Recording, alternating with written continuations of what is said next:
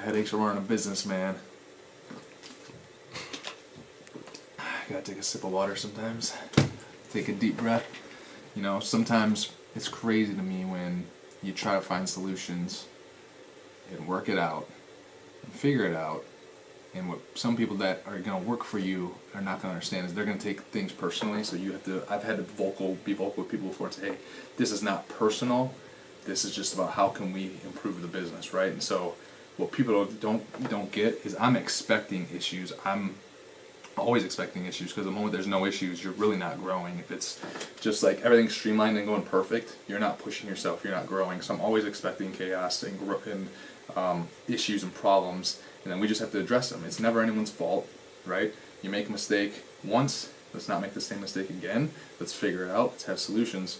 Some people can't operate that way, and they crack under that pressure, and they don't last here. And so right now, you know, losing a project manager, and you know, we're scrambling. The awesome thing is I got, you know, 4 people constantly like, hey, what do you need? What can I do to help? What I want to step in and fill a void. What can I do? So that's the awesome thing, because that we got the right people, right?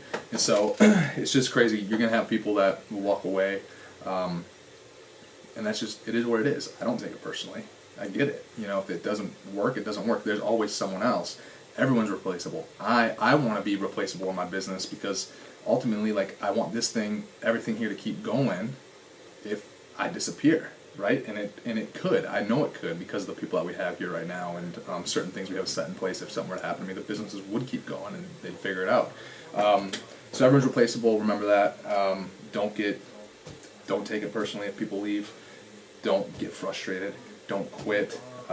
Enjoy it, embrace it, get other people around you to enjoy it, embrace it, because it's just part of the journey, it's part of it. We've gone through it a lot and over again over the last 5 years, because it is hectic and crazy around here. But over time, if you develop core values and you have a core team and they have those core values, then everyone else will get suffocated out, and more people with those core values will come in. When that happens, there's actually less friction or conflict, because I can get on Ryder's case a little bit about something. I know he's not going to get hurt feelings about it, because he knows it's not personal, because he has the same core values as me. He wants to grow and all that stuff. So you'll get more people like that around you, and when you get more people like that around you, where you can have the tougher conversations, they really don't become tough. People just realize, hey, it's part of operations. It's part of getting better individually and getting better for the business. And it removes a lot of the personal emotion from it, I guess. So it just takes time, though. It takes time. You have to have a core. You have to be able to, you know, those core values that you have, they have to be your true core values, and they can't just be made up core values. They got to be real, and you have to kind of talk about them a lot when you're hiring, and you should be giving raises and promoting and firing around those core values, right? So people have to have the core values. They got to have the capacity to do the job.